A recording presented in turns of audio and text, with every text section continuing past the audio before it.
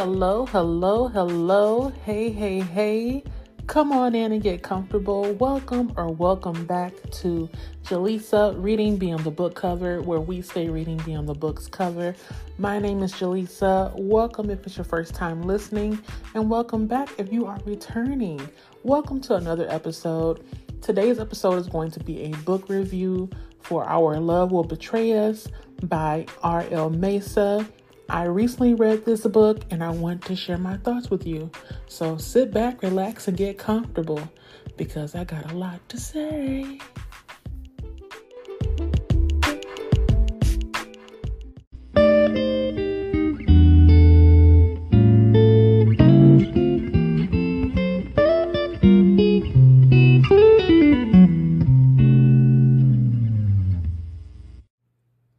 If you haven't done so already, please go to Book Sirens and peruse through their catalog.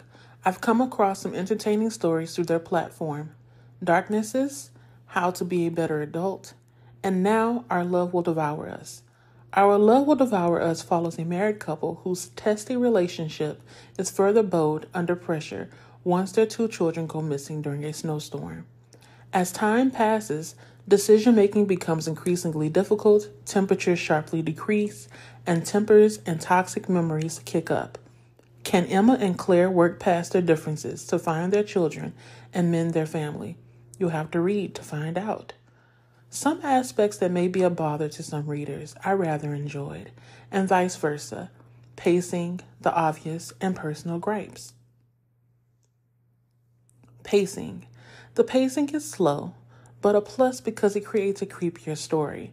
This element, coupled with the eerie and descriptive scenes, was the perfect recipe for this horror book. The obvious.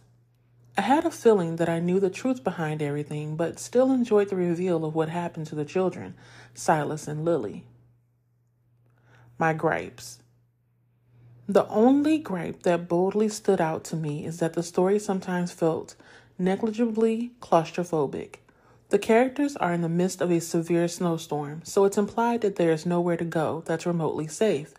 It may be a good thing for some readers, but I don't enjoy the feeling of being hemmed in, especially when I know other places are nearby to use as settings. I wish the author would have utilized more space, or at least more of the space that was introduced to us before the snowstorm. At one point, it felt like the characters kept separating and being led on random Where is Waldo adventures while searching for help. I wasn't dizzy following along, but I was tired. LOL. What I wanted more of. I wanted more history about the manifestation of Father. What are his origins? And two, also, I would have enjoyed reading more journal entries from Deborah and Grace. All in all, having been separated from the book for a few days to process, Our Love Will Devour Us is a character study that builds on themes of family, forgiveness, and sacrifice. Pacing and claustrophobia aside, I continued reading because I was curious about the children and how they were going to be found when the faults of their mothers were on display early on in the book. I almost lost faith in old Emma and Claire. I'm happy I didn't. Give Our Love Will Devour Us a read if you are in the mood for horror with an isolated and snowed-in setting, with characters you urge to prove you wrong because when the seemingly incapable are capable when love is involved. Thank you to Book Sirens and R.L. Meza for the opportunity to read Our Love Will Devour Us. I received an advanced review copy for free, and my review or reaction is voluntary. All thoughts are mine and unbiased, and receiving an ARC does not influence my rating and or recommendation. I hope this review of R.L. Meza's Our Love Will Devour Us finds you all well. Happy reading!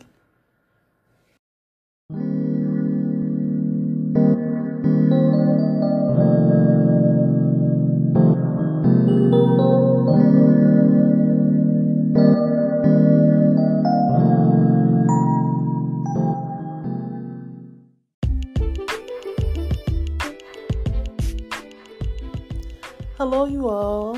Thank you for sticking around until the end of this episode.